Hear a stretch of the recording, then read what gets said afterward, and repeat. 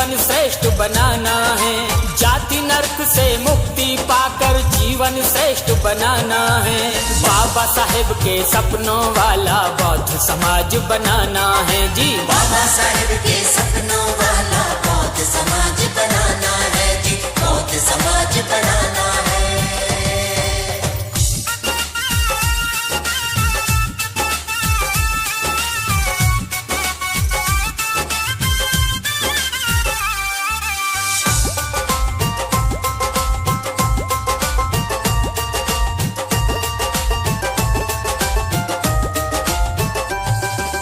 माथे से जाति की कालिक आज यहाँ मिट जाएगी। भेदभाव की अमर बेल ये जड़ से काटी जाएगी।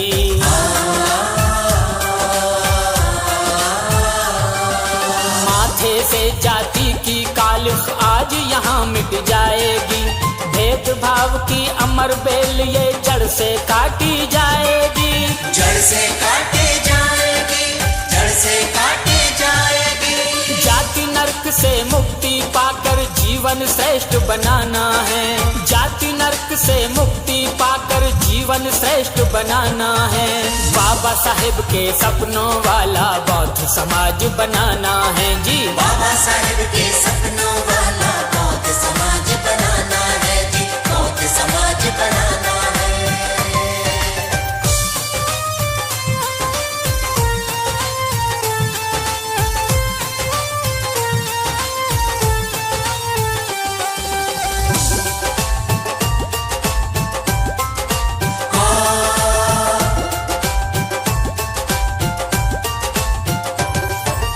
अपना जीवन अपनी शैली अपने पर्व प्रतीक ही हो। जब हो घरों में खुशी के अवसर अपने मंगल गीत भी हो।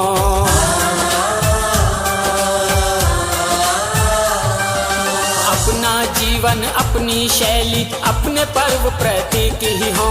जब हो घरों में खुशी के अवसर अपने मंगल गीत भी हो। अपने मंगल गीत भी हो।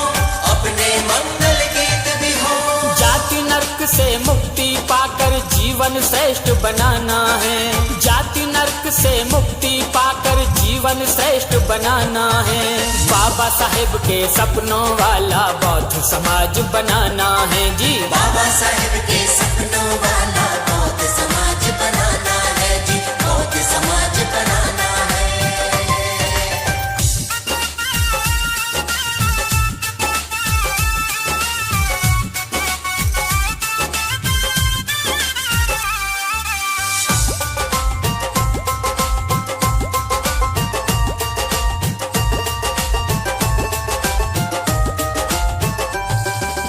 संस्कार पहचान हो अपनी परंपरा और पहनावे। संबोधन की श्रेष्ठ सभ्यता बौद्ध सतह ही कहलावे।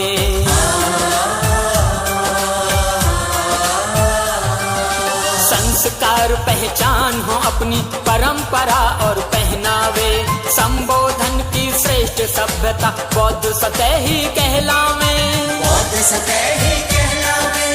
बौद्ध सतह ही कहलावे। जाति नर्क से मुक्ति पाकर जीवन श्रेष्ठ बनाना है। जाति नर्क से मुक्ति पाकर जीवन श्रेष्ठ बनाना है।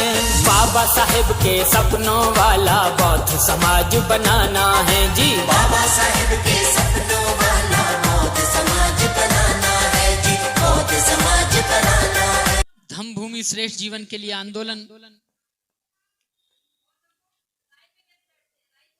बनते श्रद्धेय कर्णशील राहुल जी के सानिध्य में हम अपनी उस पुरानी परंपराओं में लौट रहे हैं। ये बहुत बड़ी बात है। हमारे महापुरुषों का सपना, जो उनकी परिसंकल्पना थी, उसको पूरा करने में आज के नौजवान आगे आ रहे हैं। ये बहुत अच्छी बात है। ये अच्छे संकेत हैं कि वो बोधि वृक्ष जिसकी जड़ों को बाबा साहब ने पानी दिया और उसको लगाया, सींचने की कोशिश की, तो आने वाले समय में ये नौजवान उसको भरपूर पानी देंगे और उस बोधि वृक्ष की हिफाजत करेंगे। आज धम्म भूमि के मापदंडों के अनुसार भारत के दो अलग अलग राज्य हैं, भाषाएं भी अलग हैं, खान पीन भी अलग है, लेकिन हमारी सभ्यता एक है, हमारी संस्कृति एक है, और वो हमारी सभ्यता है बौद्ध। उसी परंपरा से श्रद्धेय सिद्धार्थ बौद्ध और श्रद्धेय कश्मीरा बौद्ध अपने दाम्पत्य जीवन में यहाँ संकल्प लेकर एक दूसरे को अपना जीवन साथी और जीवन संगनी के रूप में एक दूसरे को चुनेंगे, और चुनने के बाद में एक दूसरे का अभिनंदन करेंगे, स्वागत करेंगे कि आपने मुझे अपने जीवन साथी के रूप में चुना और आपने मुझे अपनी जीवन संगनी के रूप में चुना है। आपने आज से पहले बहुत शादियां की होंगी, उन शादियों में भी आप गए होंगे, लेकिन आज एक अनोखी शादी होगी। बौद्ध धर्म की भी बहुत शादियों में गए होंगे, मैं भी शाम को जाऊंगा, एक ऐसी शादी में कराऊंगा भी, लेकिन उनमें और आज की शादी में बहुत अंतर है। आज की शादी में जैसा जैसा बाबा साहब ने कहा सेम वैसा ही हो रहा है। एक बॉम्बे के व्यक्ति थे CS कर्णक, 24 मरीन स्ट्रीट बॉम्बे में वो रहते थे, उनका ये पता है। और उन्होंने बाबा साहब को चिट्ठी लिखी कि बाबा साहब, आपने हमें बुद्ध के रास्ते पर चलने के लिए कह दिया और मेरे बेटे की शादी होने वाली है, तो मैं अपने बच्चे की शादी कैसे करूं, मुझे अवगत कराएं। क्योंकि धम्म तो बाबा साहब ने दीक्षा तो ले ली, लेकिन संस्कार कैसे करेंगे हम, ये बात नहीं बता पाए थे। तो उन्होंने बाबा साहब को चिट्ठी लिखी, और जैसे ही बाबा साहब के पास चिट्ठी पहुंची तो उस चिट्ठी का जवाब बाबा साहब ने लिखा और चिट्ठी भेजी। वो चिट्ठी धर्मयान एक पत्रिका में छपी। उस चिट्ठी को वहां से मैंने पढ़ा, और उस चिट्ठी का जो चिट्ठी थी उसका भी एक फोटो खींच लिया, और वो चिट्ठी मेरे पास है। उसमें बाबा साहब क्या कहते हैं ये मैं आपको बताता हूँ। उसमें बाबा साहब ये कहते हैं कि उस समय बाबा साहब जीवित थे, तो ये तो कह नहीं सकते थे कि मेरी भी फोटो रखी जाए। तो बाबा साहब कहते हैं कि बौद्ध धर्म पद्धति से विवाह बहुत सरल है। उसमें लिखते हैं कि उस वक्त की जो शब्द थे मैं वो बता रहा हूं, उसमें लिखते हैं बाबा साहब कि लड़की और लड़के को सफेद वस्त्र धारण करने हैं, और एक ऊंचे स्थान पर तथागत बुद्ध की फोटो रखनी है। उसके पास में एक कच्चे घड़े में पानी रखना है, और कोई भी साधारण व्यक्ति जिसको त्रिशरण पंचशील आता हो वो सभी को त्रिशरण पंचशील ग्रहण कराए। इसमें बाबा साहब लिखते हैं कि कोई भी उपासक हो सकता है धम्म का। उन्होंने कहीं भी ये जिक्र नहीं किया है कि बौद्ध भिक्खु ही हो, लेकिन अगर हमारे बीच में बौद्ध भिक्खु उपस्थित है तो पंचशील त्रिशरण ये हमें बौद्ध भिक्खु से ही लेनी चाहिए। अगर भंते अवेलेबल नहीं हैं, अनुपस्थित हैं, तो जो भी कोई भी धम्म का आचरण करने वाला व्यक्ति जो धम्म की सारी बातें त्रिशरण पंचशील जानता है, वो और लोगों को धम्म पंचशील और त्रिशरण दे सकता है। उसमें खास तौर पर बाबा साहब ने एक बात लिखी है कि इस ऐसी शादी में सप्तपदी शब्द का इस्तेमाल किया है, जिन्हें हमारे यहाँ 7 फेरे कहते हैं, कि उसका इस्तेमाल बिल्कुल भी नहीं होना चाहिए। वो चिट्ठी जो भी देखना चाहे, और अधिकतर जितनी भी शादियां मैंने कराई हैं तो उनका जो वीडियो है उस वीडियो में सबसे पहले वो चिट्ठी लिखी हुई आती है कि इसमें कोई मेरी परंपरा नहीं है, मैं अलग चीज नहीं करा रहा हूँ, भंते जी ने अलग नहीं करा रहे हैं, ना भंते जी ने कुछ कहा है। जैसा बाबा साहब ने कहा है वैसा। कल मैं नहीं रहूंगा तो यहाँ से कोई बच्चा तैयार होगा, वो कहेगा इसी बात को, लेकिन बात किसकी रहेगी? बाबा साहब की। कहने वाले मुख बदलते रहेंगे, शरीर बदलते रहेंगे, बाबा साहब की रहेगी। तो आज उसी सभ्यता से, जो हमारी 2500 साल पुरानी सभ्यता है, इस प्राचीन सभ्यता के आप मालिक हैं, वाहक हैं, आपके पुरखे उसी सभ्यता में चले आ रहे थे और आप उसी सभ्यता में फिर लौटे हैं। तो आप बहुत अच्छे इंसान हैं, गौरवशाली परंपरा के वाहक हैं। आपकी परंपराओं को अगर देखा जाए, आपकी परंपराओं को पढ़ा जाए तो बड़ी गौरवशाली है। आप अपनी परंपराओं को देखिए कि विदेशों से लोग यहाँ आते थे, शिक्षा हासिल करते थे, और शिक्षा हासिल करके जब अपने देश को लौटते थे, यहाँ से मिट्टी ले जाते थे, उस मिट्टी को दिखाते थे कि देखिए बुद्ध की मिट्टी, और मैं यहाँ शिक्षा हासिल करके आया हूँ, मैं तक्षशिला से पढ़ के आया हूँ, मैं विक्रमशिला से पढ़ के आया हूँ, मैं नालंदा से पढ़ के आया हूँ। ऐसी विरासतों के मालिक आप आज यहाँ बैठे हैं। वो आप ही के पुरखों ने बनाई थी और आप ही की विरासत है, और संभालने की जिम्मेदारी भी आप ही की है। धन्य है भंते करुणाशील राहुल जी, जिन्होंने हमें रास्ता दिखाया और हम यहाँ तक पहुंचे, और हमने अपनी पुरानी विरासत को फिर से संभालने की कोशिश की है। हमारे बीच में भिक्कुणी धम्मविन्या जी हैं, तो सबसे पहले मैं श्रद्धेय सिद्धार्थ बौद्ध और कश्मीरा बौद्ध से कहूंगा कि वो आए और तथागत बुद्ध के सामने मोमबत्ती जलाएं, एक मोमबत्ती दोनों, और वहीं पुष्प रखे हैं। महाकारुणिक तथागत बुद्ध परम श्रद्धेय बाबा साहेब के चरणों में, उनके फोटो पर, चित्र पर फूल अर्पण करें। आपके देश से विदेशों तक गई दुनिया भर के लोग सर झुकाकर नमन करते हैं कि हमें ऐसी परंपरा भारत से मिली और भारत के लोगों से मिली। और जब भारत के लोगों की जिक्र बात होती है तो आपकी बात होती है, आपकी परंपरा, आपकी सभ्यता की बात होती है। दोनों हाथों से फूल लेंगे, जैसा भंते जी ने माथे पर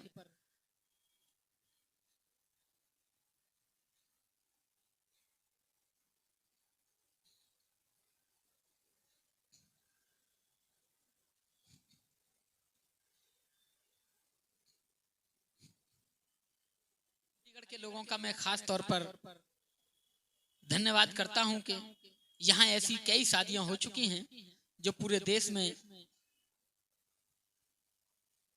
अपना एक अलग ही महत्व रखती हैं। लोग कहते हैं कि बोरना बुद्ध विहार पे इस तरह की शादियां होती हैं।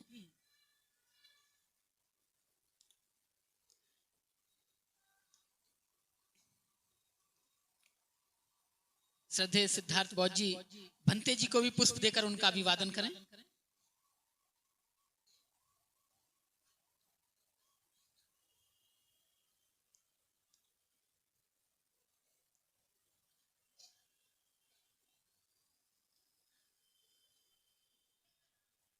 मम्मी जी हैं, हाँ, आप भी वहां मोमबत्ती जलाएं और बुद्ध के सामने, उनके चित्र के सामने पुष्प अर्पित करें। बाबा साहब के, भंते जी को भी पुष्प दें, उनका भी अभिवादन करें। चलिए आप चलिए।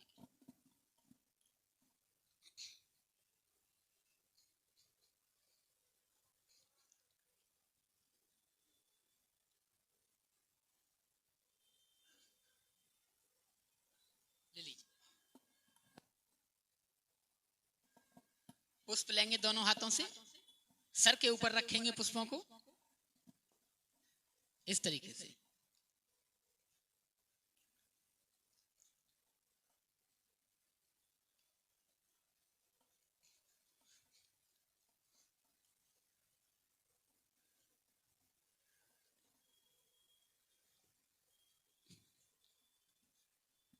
रोशनी की एक किरण अंधेरे को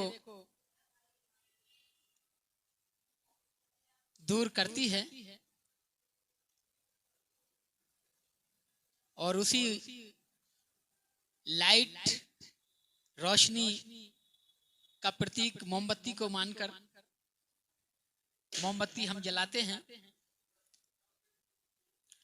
महाकारुणिक तथागत बुद्ध को लाइट ऑफ एशिया भी कहा गया है, यानी एशिया की रोशनी।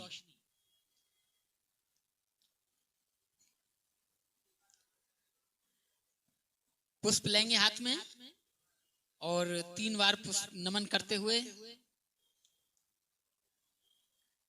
महाकारुणिक तथागत बुद्ध, पूरी दुनिया के शास्ता,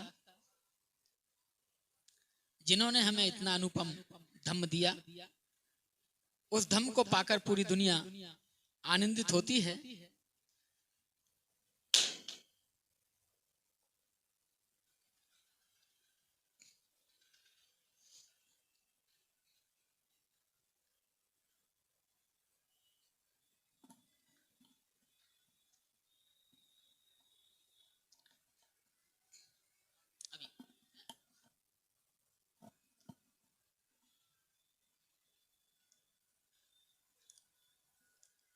सिद्धार्थ बौद्ध, जिनके बारे में अभी बताया, पूर्व में वो किशन बौद्ध थे, लेकिन आज वो सिद्धार्थ बौद्ध हैं। मेरे एक साथी हैं, क्योंकि मैं पैदा उत्तर प्रदेश में हुआ लेकिन मैं दिल्ली जा बसा, तो वहां मेरे एक साथी हैं, वो मुसलमान हैं। मुसलमान से पहले वो हिंदू थे। जब हिंदू थे तो उनका नाम कुछ और था, जब मुसलमान बने तो आज उनका नाम कुछ और है। आज हम उनको आविद भाई कहकर बुलाते हैं, आज उनका नाम आविद है। तो जब कोई व्यक्ति किसी परंपरा से निकलकर दूसरी परंपरा में जाता है तो उसका सब कुछ बदलना चाहिए। ये थोड़ा सा पर्दा और ऊपर कर लेंगे तो और अच्छा लगेगा। देवर की शादी है आज। हाँ, जेठ की होती तो हम तब भी कहते, वहां नहीं चूकते। भंते जी बताते हैं,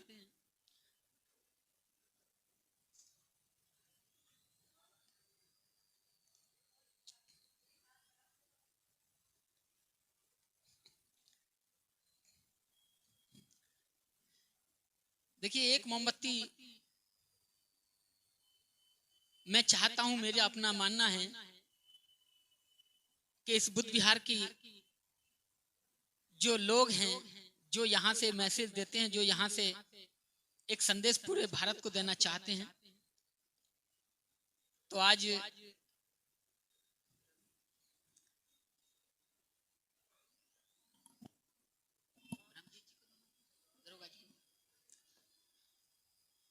ब्रह्मजीत जी और दरोगा जी,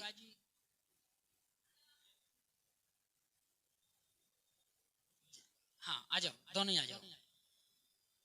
मान्यवर जी आप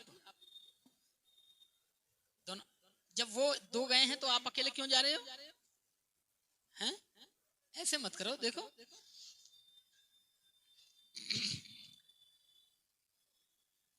इस बुद्ध विहार से पूरे देश के बुद्ध विहारों को बहुत कुछ सीखने को मिलता है।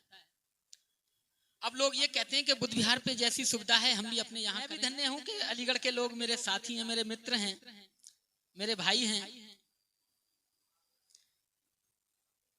तो कितनी अच्छी बात है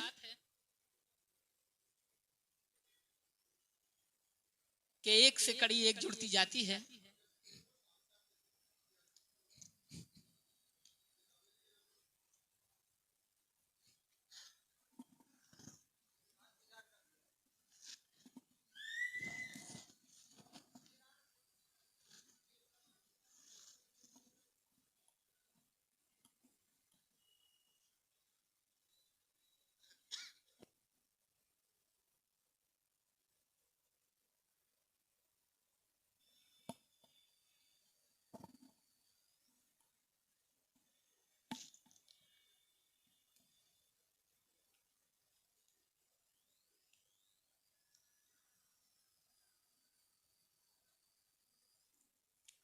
देखिए मरने को हर रोज इंसान मरते हैं, पर मौत वही जिस पे दुनिया अफसोस करे। जब आप इस दुनिया में नहीं थे, ये दुनिया जब भी थी। आज आप इस दुनिया में हैं, ये दुनिया जब भी है।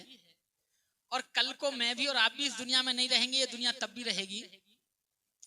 ये दुनिया सदा रही है और सदा रहेगी। लेकिन अगर आप इस दुनिया में हैं और जिंदा हैं तो अपने जिंदा होने का एहसास इस दुनिया को जरूर कराएं। जो प्रक्रिया है उसको आगे बढ़ाते हैं। आप सभी जानते हैं कि बुद्ध वंदना त्रिशरण पंचशील लेते समय हमें कैसे बैठना है। लोग कहते हैं कि बुजुर्ग होना, कि बुजुर्ग कैसे होते हैं, कि सफेद बालों से होते हैं। बिल्कुल नहीं होते। आदमी जब भी बुजुर्ग होता है घुटनों से होता है। किन से होता है? किन से होता है? घुटनों से। अब ये हंसी का व्यंग है। मैं आपको बताता हूं कि अगर 80 साल के व्यक्ति के घुटने ठीक हैं तो वो दौड़ सकता है, और लोगों के 50 साल में घुटने खराब हो रहे हैं, नहीं चल पाते हैं, तो वो बुजुर्ग है। और देखो घुटनों में जान है तो लोग ऐसे बैठे हैं, इसका मतलब यहाँ सब जवान हैं। और जिन्हें कोई परेशानी होगी वो बैठ सकते हैं। हाँ, नहीं, अब जवान बनने के चक्कर में अपनी आफत मत बुला लेना, कुछ बुजुर्ग भी बने रहो। हाँ चलिए, मैं याचना करूंगा भंते जी से, सामूहिक करेंगे सभी। आप लोग यहाँ हर हफ्ते बुद्ध वंदना करते हैं तो याचना करते होंगे। पहले क्षमा याचना करेंगे, उसके बाद हम भंते जी से याचना करेंगे तिरसरण पंचशील की। उसके बाद भंते जी हमें तिरसरण पंचशील देंगी और फिर शादी का जो आगे की हमारी प्रोग्राम है, परंपरा है, उसे किया जाएगा। धं नमामि धम्मं नमामि संघं नमामि ओकास अहं भन्ते द्वारतेन मया कत्तं सब्बं अपराधं क्षमतु मे भन्ते। नमो तस् भगवतो अरहतो सम्मा सम्बुद्धस्स। नमो तस् भगवतो अरहतो सम्मा सम्बुद्धस्स। दो बार और बोलिए। नमो तस् बुद्धं शरणं गच्छामि। बुद्धं पाणातिपाता वेरमणि सिक्खापदं समादियामि। अदिन्नदाना वेरमणि सिक्खापदं समादियामि।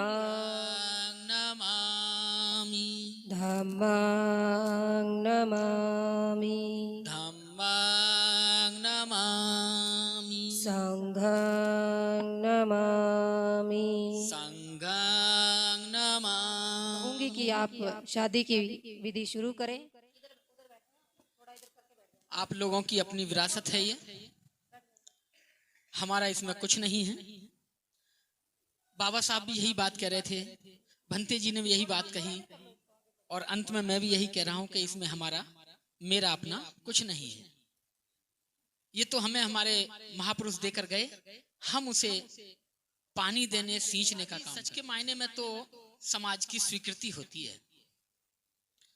आज से अगर 25-30 साल पहले जाएंगे आप 10 साल पहले जाइए कि अगर कोई लड़की और लड़का आपके यहां से, या हम इन्हीं को माने कि आप जंगल में जाके 50 फेरे आपको लेने हैं, तो आप उसको नहीं मानेंगे। और अगर आप 4-6 लोग गांव के जाते हैं और किसी से कहते हैं कि भैया इसके ऊपर दुपट्टा डाल दो और लड़की तुम्हारी, और 4 आदमी ले आते हैं, जबकि वहां कुछ नहीं होता। ऐसा ही है, मुझे बताते रहे ऐसा ही है, पुराने बुजुर्ग बता देंगे।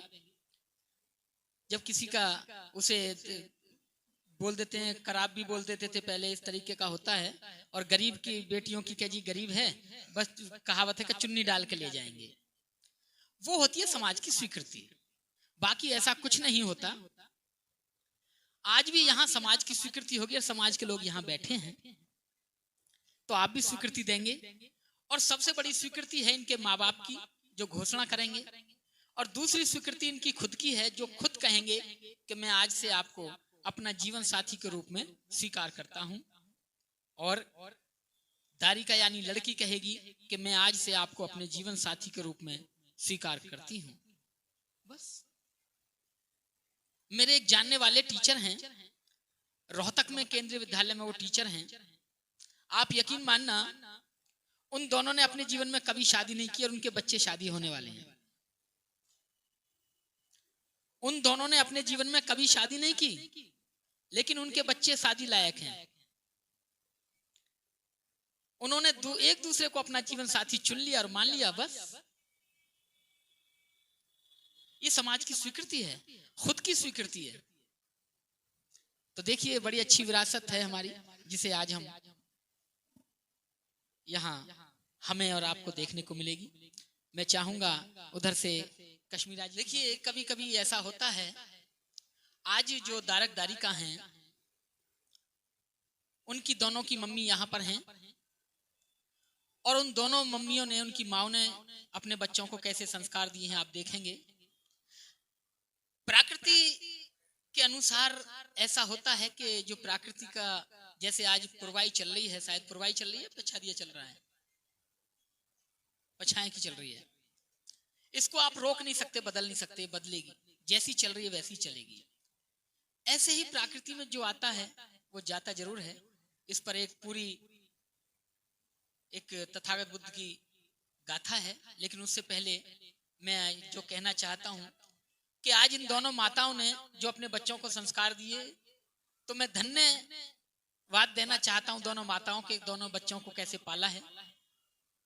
कहने का मतलब यह है कि कश्मीरा के भी और किशन बौद्ध के भी पिताजी, दोनों के पिताजी इस दुनिया में नहीं है, दोनों की माएँ हमारे बीच में हैं।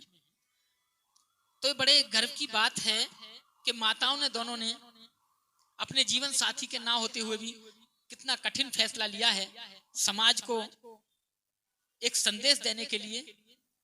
तो मैं पूरे सदन की तरफ से आप दोनों का हार्दिक अभिनंदन करता हूं, आभार व्यक्त करता हूं कि आपने अकेले और अपने निर्वाण प्राप्त जीवन साथियों की उस महापुरुषों की परिसंकल्पना को पूरा करते हुए महाकारुणिक तथागत बुद्ध की धर्म की शरण ग्रहण की और उनके अनुरूप आज का ये विवाह यहाँ संपन्न होगा।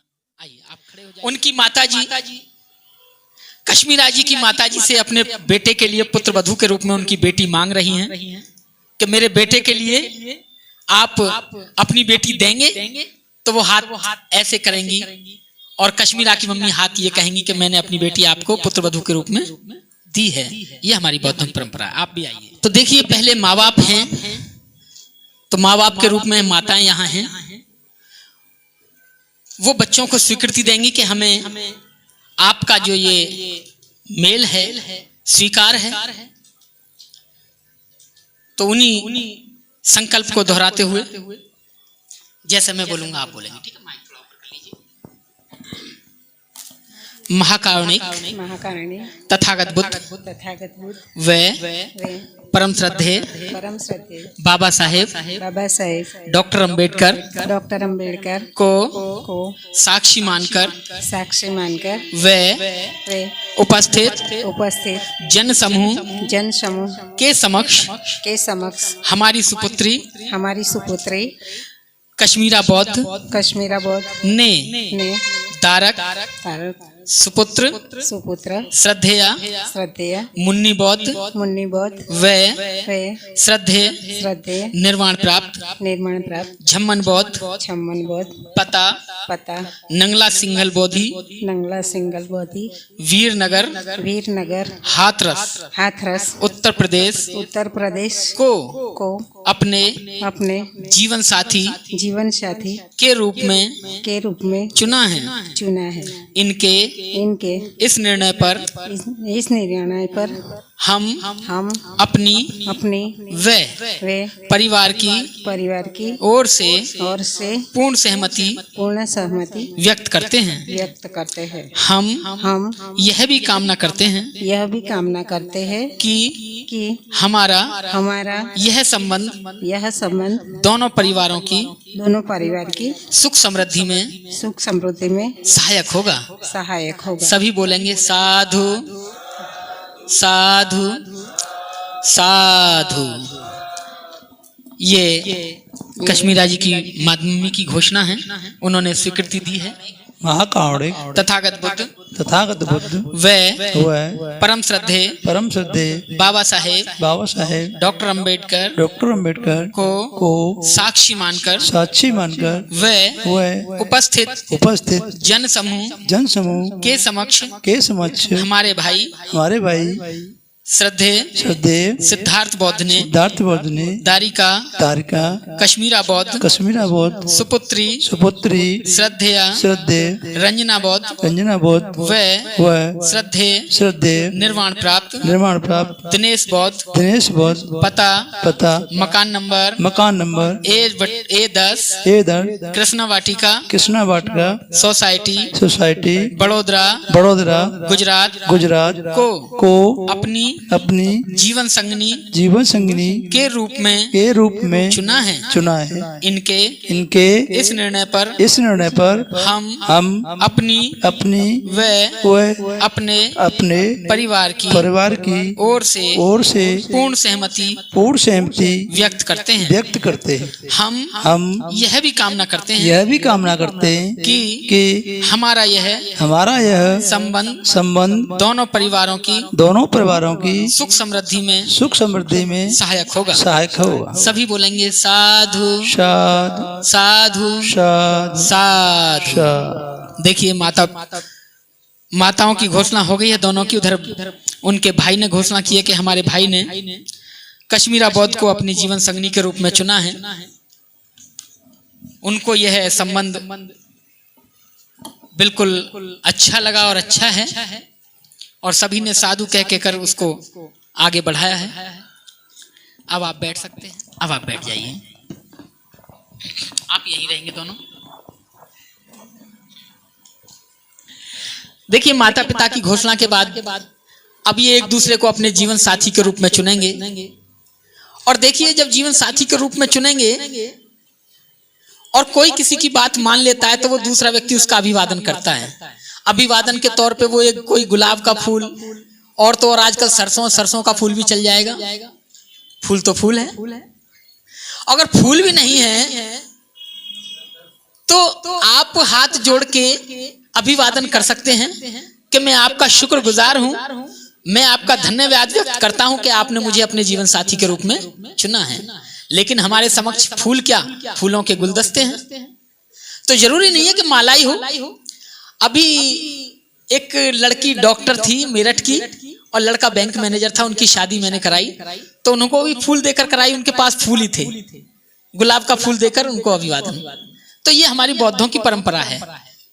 माला डालने का रिवाज हमारे यहाँ तब होता है जब युद्ध जीत कर आते हैं कहीं, और युद्ध तो हम मनों के जीतते हैं, विचारों के जीतते हैं। मानव हिंसा से हम दूर हैं। तो आज ये परंपरा आप देखेंगे। जैसा मैं बोलूंगा आप बोलेंगे, ठीक है? हाँ, माइक को थोड़ा पास रखें, सभी को आवाज जानी चाहिए। महाकारुणिक तथागत बुद्ध वे परम श्रद्धे बाबा साहेब डॉक्टर अंबेडकर को साक्षी मानकर वे उपस्थित जन समूह के समक्ष मैं आज धारक सिद्धार्थ बौद्ध सुपुत्र श्रद्धेय मुन्नी बौद्ध वे श्रद्धेय निर्वाण प्राप्त झम्मन बौद्ध पता नंगला सिंहल वीरनगर हाथरस राज्य उत्तर प्रदेश को अपने जीवन साथी के रूप में स्वीकार करती हूँ।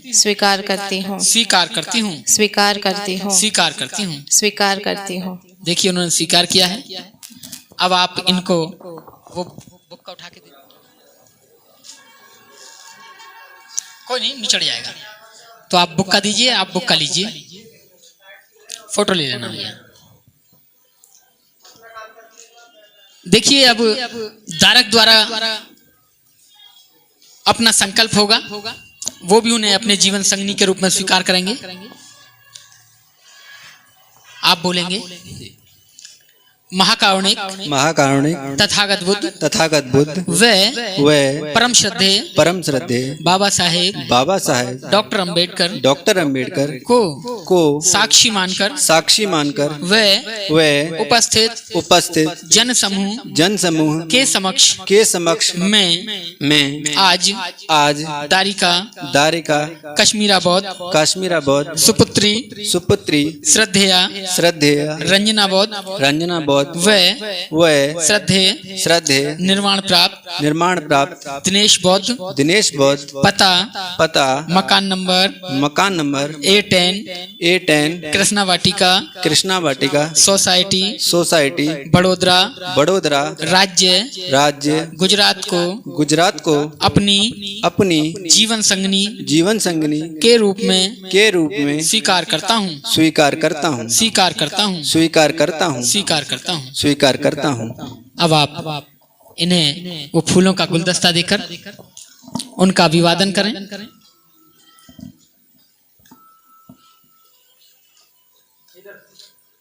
देखेंगे कि कितना सुंदर तरीके से विवाह यहाँ संपन्न हुआ, लेकिन अभी तक इन्होंने एक दूसरे को अपना जीवन साथी और जीवन संगनी के रूप में स्वीकार किया, लेकिन अब दोनों मिलके क्या करेंगे, कैसा जीवन जिएंगे, वो संकल्प अभी बाकी हैं। क्योंकि अभी तक तो जो सिद्धार्थ बौद्ध किशन बौद्ध थे वो कहीं भी जा सकते थे, कोई पूछने वाला नहीं था। भैया ने, भाभी ने, मम्मी ने पूछ लिया तो कहाँ हैं, लेकिन अब तो आज्ञा लेके जाना पड़ेगा, क्योंकि ये कोई भी फैसला अकेले नहीं ले सकते। अपने जीवन संगनी से विचार विमर्श जरूर करेंगे, चाहे वो कहीं जाने का हो, खरीदने का हो, बेचने का हो, खाने का हो, पीने का हो। मैं मार्केट में हूं, खाने को ये ले आऊं या अपनी मर्जी से ही कि नहीं मुझे तो ये पसंद है, ये ले आया। तो ऐसा हमारे यहाँ नहीं होता है। पता चली अपनी मर्जी से ले गए, तुम लाए तुम ही खा लो नीचे। लेकिन हमारे यहाँ पूछा जाता है कि मैं मार्केट में हूं, आप कुछ खाओगी, ले आऊं? तो घर से स्वीकृति मिलती है, हाँ ले आओ, फिर दोनों बैठ के खाते हैं। तो देखिए कितने अच्छे संकल्प हैं, कितने अच्छे संकल्प यहाँ दोहराए जाएंगे। तो महाकारुणिक तथागत बुद्ध व परम श्रद्धे बाबा साहेब डॉक्टर अंबेडकर को साक्षी मानकर व उपस्थित जन समूह के समक्ष हम यह संकल्प लेते हैं कि हम दोनों एक दूसरे का सम्मान करेंगे व किसी भी परिस्थिति में एक दूसरे का अपमान नहीं करेंगे व ना ही किसी के द्वारा अपमानित होने देंगे। सभी कहेंगे साधु साधु साधु। हम दूसरा संकल्प लेते हैं कि आज हम जो भी सम्यक आजीविका से धन कमाएंगे उसका उपयोग एक दूसरे की सहमति से करेंगे। किसी भी परिस्थिति में एक दूसरे को विश्वास में लिए बिना धन खर्च नहीं करेंगे और ना ही धन का अपव्यय अर्थात दुरुपयोग नहीं करेंगे। सभी बोलेंगे साधु साधु साधु। हम तीसरा संकल्प लेते हैं कि हम प्राणी हिंसा नहीं करेंगे, चोरी नहीं करेंगे, व्यभिचार नहीं करेंगे, चुगली नहीं करेंगे, किसी भी प्रकार का नशा नहीं करेंगे, अर्थात जीवन भर पंचशील का पालन करेंगे। सभी बोलेंगे साधु साधु साधु। हम चौथा संकल्प लेते हैं कि परम श्रद्धे बाबा साहेब डॉक्टर अंबेडकर द्वारा दिए गए अधिकारों का सदुपयोग करते हुए अपने पारिवारिक सामाजिक व राष्ट्र के प्रति दायित्व का निर्वाह का निर्वाह ईमानदारी ईमानदारी और और निष्ठा से करेंगे। निष्ठा से करें। सभी कहेंगे साधु साधु साधु। हम पांचवा संकल्प लेते हैं पांचवा संकल्प लेते हैं कि आज हमने महाकारुणिक महाकारुण्य तथागत बुद्ध के तथागत बुद्ध के धम्म की धम्म की शरण ग्रहण की है। शरण ग्रहण की है। हम जीवन भर हम जीवन भर करुणा करुणा मैत्री मैत्री बंधुता बंधुता स्वतंत्रता स्वतंत्रता व न्याय के न्याय के सिद्धांत का सिद्धांत का पालन करते हुए पालन करते हुए मध्यम मार्ग का मध्यम मार्ग का अनुसरण अनुसरण करते हुए करते हुए अच्छे अच्छे व सच्चे सच्चे बौद्ध बनकर बौद्ध बनकर धम्म का आचरण करेंगे। धम्म का आचरण करें। सभी बोलेंगे साधु साधु साधु। देखिए इन्होंने कितने अच्छे संकल्प लिए हैं। अगर जीवन भर ये इन 5 संकल्पों पर चलते रहे तो मैं कहता हूं लड़ाई झगड़ा तो दूर, गुस्सा भी नहीं आ सकता एक दूसरे को। गुस्सा लड़ाई झगड़ा तू मैं कब होगी? जब कोई भी इन 5 संकल्प में से एक संकल्प ढीला होगा। क्योंकि इन्होंने कहा है कि एक दूसरे का सम्मान करेंगे, ना किसी से अपमानित होने देंगे। और सम्मान कब करेंगे? जब हर चीज में पूछेंगे, बताएंगे। और इन्होंने कहा है कि मैं कठोर वचन नहीं बोलूंगा, यानी तिरसन पंचशील में हमारा जो मूसावादा वेरमणि उसमें आ जाता है झूठ बोलना, चुगली करना, कठोर बोलना, ये सब उसी में आता है। तो ऐसा बोलेंगे नहीं, तो लड़ाई झगड़ा इनमें होना ही नहीं। जब इनके घर में पंचशील का पालन होगा और संकल्प याद करेंगे तो इनके जो घर के द्वार हैं वो सुख के लिए हमेशा खुले रहेंगे और सुख आएगा, इनके घर में निवास करेगा। आप लोग, हम लोग गांव से हैं, आपने देखे होंगे कि जिन घरों में पंचशील का पालन नहीं होता, द्वार वहां भी खुले रहते हैं लेकिन वहां कोई आता नहीं, वहां से जाता है। क्या जाता है? आ गया पी के, गालियां अच्छी। वो क्यों होता है? क्योंकि उन घरों में पंचशील का पालन नहीं होता है। ये आप देखते होंगे, रोज हमारी जीवन की रोजमर्रा की देखने की चीजें हैं। क्योंकि उन घरों में पंचशील का पालन नहीं होता तो वहां से ऐसी ही आवाजें आती हैं, गंदी गंदी गालियां आती हैं। और जिन घरों में पंचशील का पालन होता है उस घर से धम्म की खुशबू आती है, उस घर में धम्म की सेवा होती है। और आप यकीन मानिए, भंते जी ने बात कही और मैंने गीत भी गाया कि धम्म की सेवा करने वाला प्यार सभी का पाता है। आप यकीन मानिए कि इनकी शादी आज हो रही है और आज की डेट में हुई है, अभी 2 मिनट पहले इनकी शादी हुई है। लेकिन मैं इन दोनों परिवारों को, किशन को भी, परिवार को तो नहीं लेकिन किशन को, उनके बड़े भाई को काफी दिनों से जानता हूं। और 4-5 साल से मैं कश्मीरा के परिवार को भी जानता हूं। इनकी बड़ी बहन है मित्तल, बड़ी बहन है, उनको मैं 5-6 साल से जानता हूं। ये क्या है? क्योंकि धम्म की सेवा करते हैं, इधर उधर जाते हैं तो ऐसा लगता है कि वहां भी मेरा परिवार है। जब हम बड़ौदा जाते हैं तो हमें लगता ही नहीं कि हम बड़ौदा किसी दूसरे शहर में आए, वहां भी अपना परिवार मिलता है। ये भी हमारे बहन भाइयों की तरह हैं।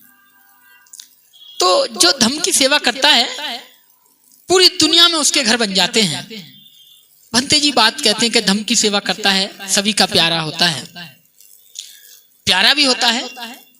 और मैंने गीत में लाइन को बढ़ाया कि उसके पूरी दुनिया में घर बन जाते हैं, भारत में घर बन जाते हैं, लगता ही नहीं कि कहाँ है। अब मैं कह सकता हूँ कि मेरा घर गुजरात में भी है, बड़ौदा में भी है।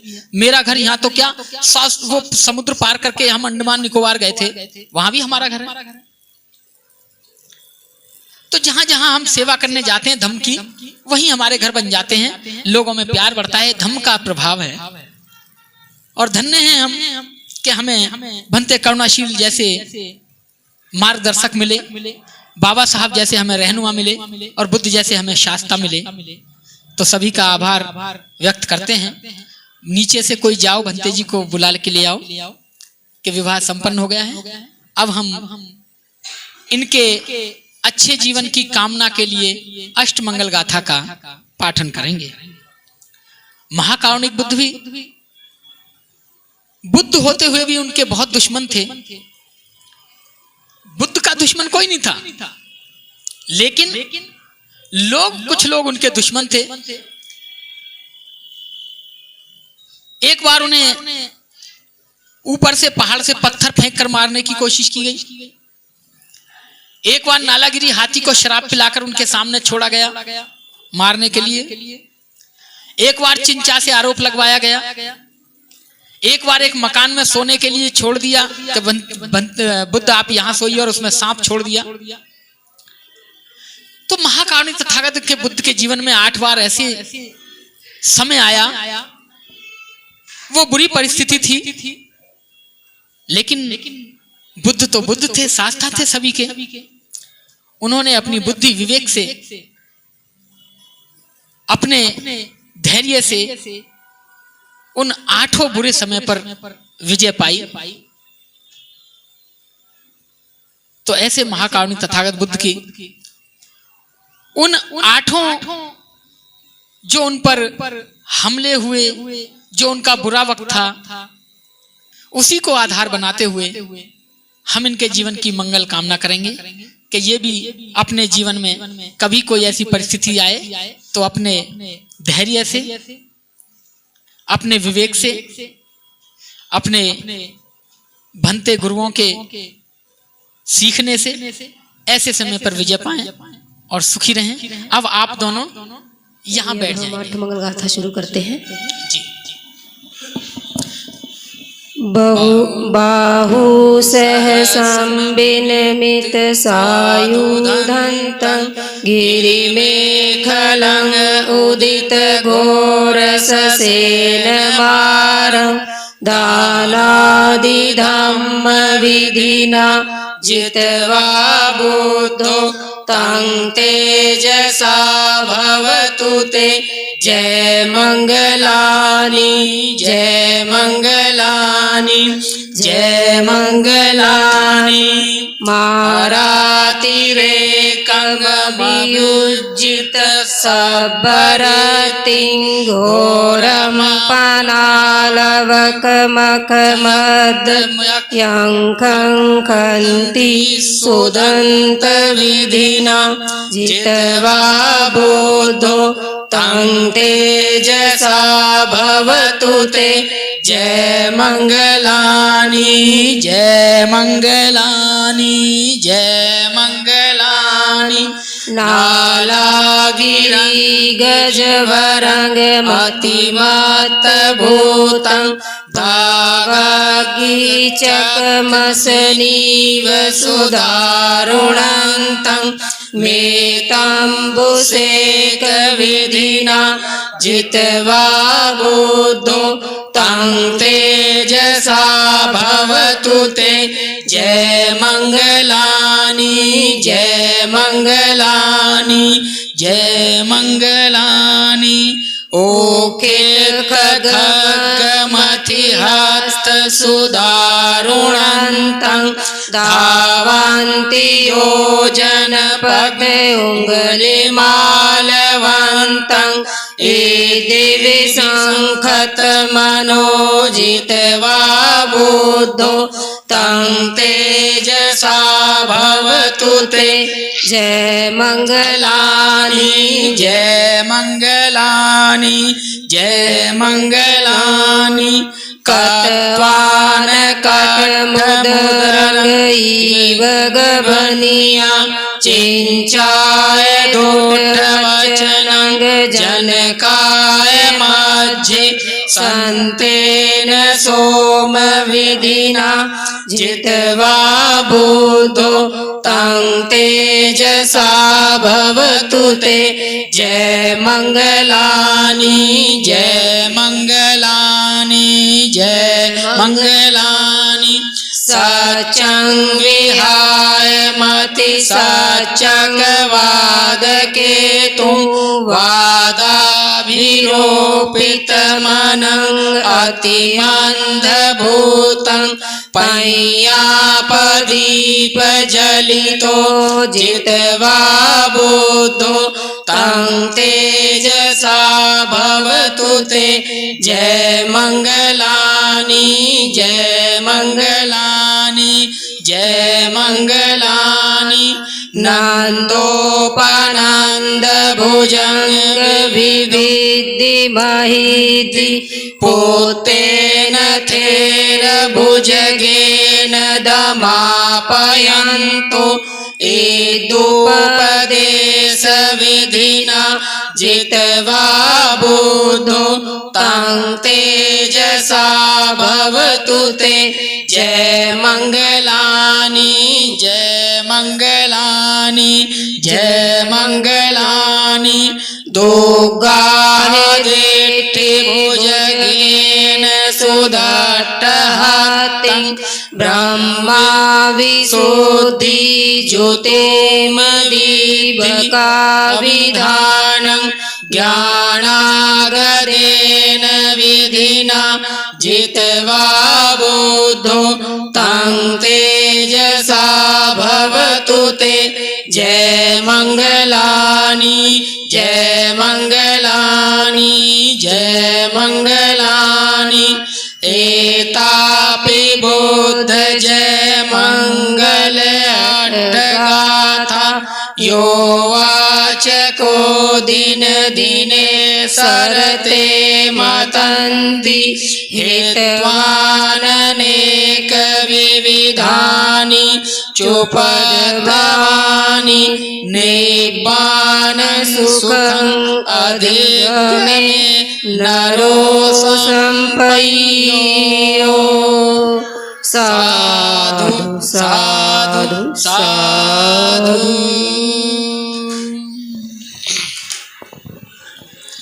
जो ये अठमंगल गाथा गाई है यह बुद्ध के जीवन से संबंधित है। बुद्ध के जीवन में 8 बार कठिन दौर आया। महाकारुणिक बुद्ध ने उन कठिनाइयों का सामना बड़ा ही सरलता से सहजता से किया और अपने जीवन में निरंतर आगे बढ़े और अनंत मंगल कार्य किए, अनंत लोगों का कल्याण किया। आप भी आज सरदावानुपासक सिद्धार्थ बौद्ध, सरदावानुपासिका कश्मीरा बौद्ध दोनों दाम्पत्य जीवन में प्रवेश कर चुके हैं। हम यही कामना करते हैं कि इन दोनों का जीवन भी खुशियों से भरा रहे और यह भी महाकारुणिक बुद्ध को अपना शास्ता मानते हुए जब भी जीवन में कोई भी कठिन दौर आए उन कठिनाइयों का सामना बुद्ध को शास्ता मानकर अपने भंते करुणाशील राहुल जी को अपना मार्गदर्शक मानकर अपने जीवन की कठिनाइयों से ऊपर उठें और अपने जीवन में अपने साथ साथ दूसरे लोगों का भी कल्याण करें, दूसरों लोगों के भले के बारे में भी सोचें। तो आज इन दोनों का मंगल पाणी ग्रह संखार संपन्न होता है। अब ये सभी लोग अपने बड़े बुजुर्गों से, अपने छोटों से, सभी से आशीर्वाद लेंगे और मंगल पाणी ग्रह यहाँ पे संपन्न होता है। सभी बोलेंगे भवतु सब मंगलं, बोलो भवतु सब मंगलं, भवतु सब मंगलं, भवतु सब मंगलं। साधु साधु साधु।